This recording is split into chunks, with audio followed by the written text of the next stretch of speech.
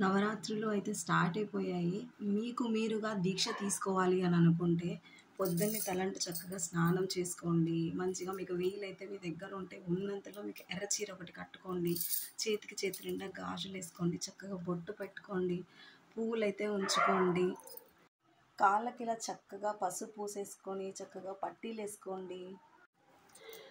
నేనైతే పౌడర్ వేసుకోలేదు, దువ్వెనైతే తలలో పెట్టలేదు, హెయిర్ కూడా స్లీవ్ వేయలేదు, కింద ఇలా కట్టేసుకున్నాను. సో జడ ఎవరు వదిలేసేసుకోకండి, అమ్మకి ఇష్టం ఉండదు. సో తర్వాత నేను మధ్యాహ్నం పూట పొద్దున పూట అలా అయితే నేను ఇస్తరాకులోనే అన్నం తింటాను. నేనైతే అమ్మ దగ్గరికి వెళ్ళడానికి రెడీ అయిపోతున్నాను. గుడి దగ్గరికి తీసుకెళ్ళడానికి అన్ని సామాన్లను అయితే నైటే అన్నీ సిద్ధం చేసి పెట్టేసుకున్నాను.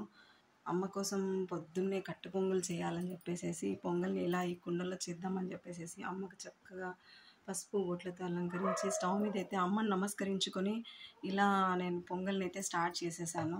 సో అమ్మకు ప్రసాదం మంచిగా రెడీ చేసేసుకొని ఇంట్లో నుంచి బయలుదేరి చక్కగా నాకు ఎటువంటి ఆటంకాలు లేకుండా అంతా అమ్మ దయ వల్ల మంచి జరగాలని అనుకుంటున్నాను. అందరూ బాగుండాలని కోరుకుంటున్నాను. అట్ ద సేమ్ టైం ఈరోజు ఈ 9 రోజులు కూడా చెప్పులు కూడా వేసుకోకుండా అమ్మ కోసమే ఉండాలి అని అనుకున్న వాళ్ళు కూడా ఇలా అయినా చేయొచ్చు. మనం వెళ్ళి దీక్ష తీసుకోవాలని ఏం లేదు.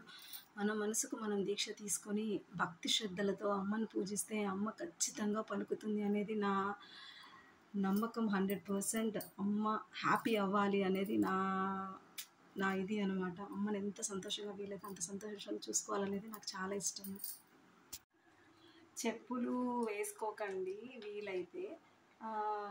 తర్వాత కిందనే పడుకోండి. అంటే అమ్మ కోసమే చేస్తున్నాం కాబట్టి మనం నిష్టగా ఉండాలి. ఏదైనా కూడా పవిత్ర భావంతోనే ఉండాలి. ముగ్గులంటే అమ్మవారికి చాలా ఇష్టము. చూడండి ఎంత కలర్ఫుల్గా ఉందో ముగ్గు. మొదటి రోజు బాలా త్రిపుర సుందరిగా అమ్మ కనపడుతోంది. మేము ఆ అలంకరణ అయితే చేశాము.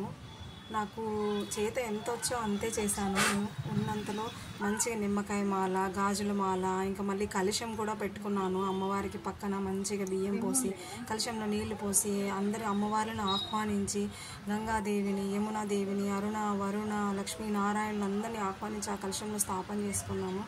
తర్వాత అమ్మవారికి నచ్చినటువంటి నిమ్మకాయ మాలను తయారు చేశాము. తర్వాత గాజుల మాల చేశాము. లాస్ట్కి ఫైనల్గా నాకు చిన్న డెకరేషన్ లాగా చేయాలని అనిపించింది. సో స్టిక్కర్స్ అయినా తీసుకొని వచ్చేసి 3 స్టిక్కర్స్ అంటించేసి చక్కగా అమ్మవారికి పూలు ఇలా ఫ్రంట్లో మంచిగా కట్టేసేసాను. చాలా అమ్మను అలా అలంకరణలో చూసుకోవాలంటే నాకు చాలా ఇష్టము. ఉన్నంతలో మంచిగా అమ్మవారికి నైవేద్యం పెట్టి చెరుకుగడ్డ పెట్టి హారతి ఇచ్చేసాము. చక్కగా టెంకాయ కొట్టేసేసి అప్పటికే మా తెలిసిన ఒక అక్క వచ్చేసింది. అమ్మవారి లెక్కన మంచిగా ఆమెకు నైవేద్యం ప్రసాదం అన్నీ ఇచ్చేసాము. చాలామంది భక్తులు వచ్చిన్నారు.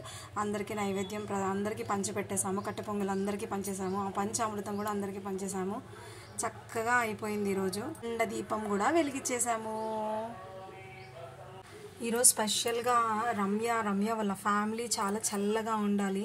తను నాకు అమౌంట్ పంపించింది అమ్మవారికి పూజ చేయమని చెప్పేసి. తన గోత్రనామాలతో అందరికీ మంచిగా పూజ అయితే చేసేసాము. ఈరోజు వాళ్ళ కుటుంబం అంతా చల్లగా ఉండి అష్టైశ్వర్యాలతో ఆరోగ్యాలతో ఉండాలని మనస్ఫూర్తిగా కోరుకుంటున్నాను. అందరూ కూడా బాగుండాలని కోరుకుంటున్నాను.